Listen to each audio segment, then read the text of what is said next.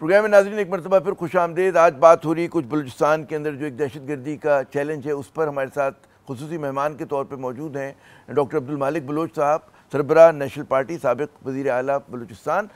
मालिक साहब, इससे पहले कि हम ज़रा हल की तरफ बात करें कि क्या पॉसिबल सलूशन हो सकते हैं, एक बड़ा मतलब है, बाज़ लोग कहेंगे एकेडमिक सवाल है, लेकिन ये बताइएगा कि 70 की दहाई में भी इसी तरह की एक मूवमेंट चली थी मिलिटेंसी की, और आज जो चल रही है उसमें क्या फ़र्क है? बाज़ लोगों का कहना है कि आज की जो मूवमेंट है उसमें ज़्यादा कहते हैं कि तंग नज़र कौम परस्ती है, और जो 70s की मूवमेंट थी उसमें इस तरह की नहीं था कि आप मज़दूरों को मार रहे हों, मतलब है जो दीगर सूबों से आए हुए लोग हैं उनको कत्ल किया जा रहा हो।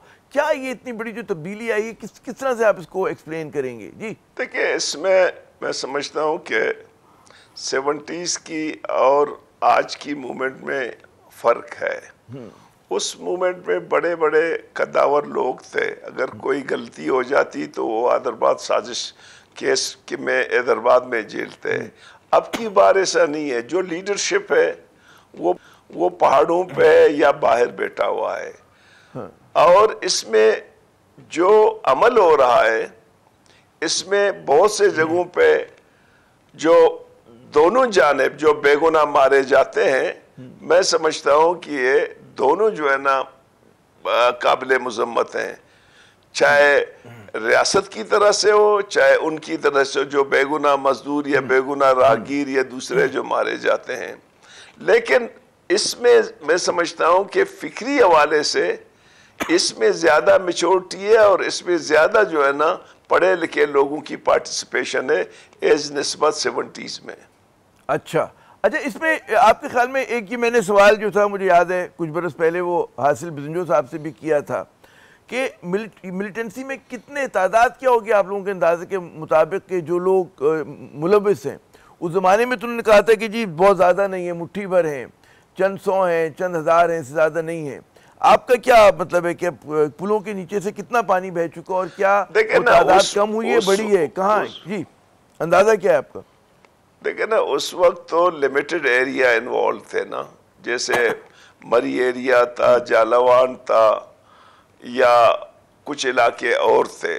लेकिन अब तो जितने बलोच इलाके हैं सब इन्वॉल्व हो गए हैं। इनमें अच्छी खासी तादाद जो नौजवानों की है वो ज़्यादा इन्वॉल्व हो गए, कबाइली कम और नौजवान ज़्यादा हो गए। और एग्जैक्टली मुझे पता नहीं है कि कितने लोग इन्वॉल्व हैं, लेकिन मैं समझता हूँ कि बलूचिस्तान में रोज़ ब रोज़ रियासत से दूरी की जो रुझान है वो बढ़ रहा है। अच्छा, इसमें एक हम देखते हैं कि नया उनसर आया है बलूचिस्तान की सियासत में, वो जो बलोच यकजहती कमेटी के नाम से रियासत जो है मुसलसल ये कह रही है कि जी ये एक्सटेंशन है उन लोगों की कि जो पहाड़ों पर हैं या जो इस मुल्क में दहशतगर्दी में मुलविस हैं। आपके ख्याल में रियासत का क्या रवैया होना चाहिए? क्या ये जो नौजवान इस प्लेटफॉर्म के तहत जो काम कर रहे हैं इनको इंगेज करना चाहिए, इनसे भी बात करनी चाहिए? क्या आप क्या सोल्यूशन प्रोवाइड करेंगे? मेरी तो ज़ाती तजुर्बा यही है कि बलूच राजी यकजहती का जो मजमा था उसको मिसमैनेज किया गया है। अगर वो मिसमैनेज नहीं होता तो इतना खून खराबा नहीं होता जो नहीं होना चाहिए था। ये बिल्कुल मिसमैनेज हो गया और जिसके रद्द अमल में इतनी बड़ी जो है ना मुश्किलात हमने फेस की। 15 दिन तक तो टोटल मकुरान बंद था। जब तक वो तशद्दुद नहीं करते हैं, जब तक वो इंसानी हकूक़ की बात करते हैं, जब तक वो लापता अफराद की बात करते हैं, जब तक वो जमहूरी अंदाज पे जद्दोजहद कर रहे हैं, वो तो उनकी राइट बनती है। अच्छा, ये अब आते हैं जरा कुछ सूबाई हुकूमत की कारकर्दगी की तरफ। आपके ख्याल में ये इनका जो अब तक है, सरफराज भुट्टी साहब का बड़े फाल किस्म के वज़ीर आला हैं और नज़र आते हैं कि जब भी कोई मतलब है इस तरह का वाक़या होता है, फिर वो जो हम सुनते हैं कि ऐलानात भी होते हैं कि जी ये तरक्याती मनसूबा लॉन्च हो गया, वो तरक्याती मनसूबा लॉन्च हो गया। क्या आप इनका क्या स्कोर कार्ड बतौर अपोजिशन के रहनुमा के देख रहे हैं? मैं सर नंबरिंग की गेम नहीं करता हूँ, मेरे लिए सब काबिल एहतराम है। सरफराज भुट्टी साहब भी मेरे लिए काबिल एहतराम है।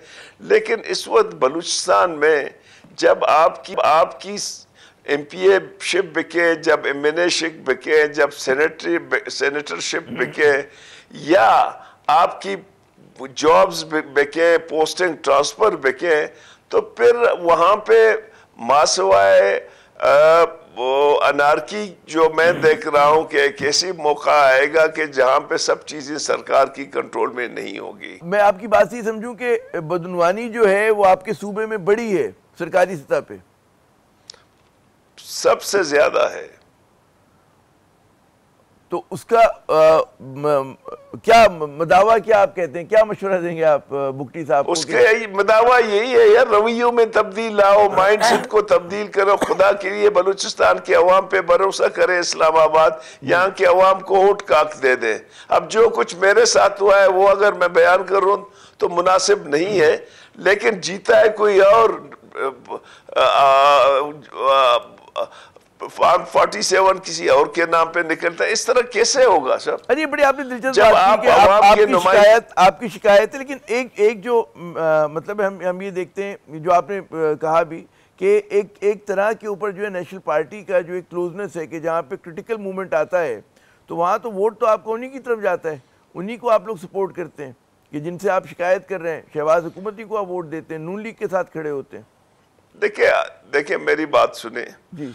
हमने यहाँ पे अपोजिशन का किरदार अदा किया है, हम अपोजिशन के किरदार अदा कर रहे हैं। पीडीएम के हवाले से हमारी एक ताल्लुक रही है, बल्कि मुस्लिम लीग के साथ 90 से हमारे एक ताल्लुक रही है। इस वक्त हम इंडिपेंडेंट अपोजिशन कर रहे हैं, हम बाकी अपोजिशन इत्तेहाद के साथ भी नहीं है। हम अपोजिशन के लोग हैं, अपोजिशन करेंगे और अपने नुक्ते नज़र के मुताबिक जो है ना वो चीजें कर लेंगे। वो अगर मैं गलत नहीं हूं तो 26वीं तरमीम की तो आप लोगों ने हिमायत की थी ना?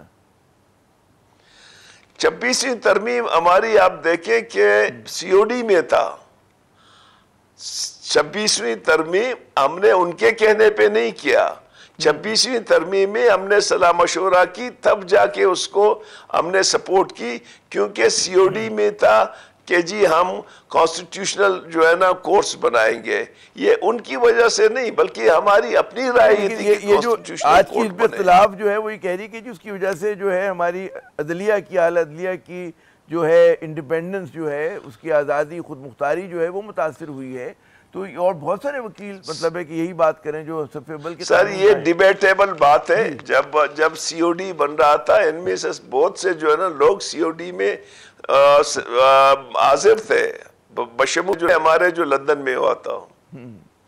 डॉक्टर मालिक साहब से गुफ्तगू का सिलसिला नाज़रीन जारी है। यहाँ पे एक मुख्तसर वक्फा लेते हैं, वक्फे के बाद जब दोबारा आएंगे, जैसे मैंने कहा था, कुछ बात करेंगे मसाइल के हल की। हमारे साथ रहिएगा।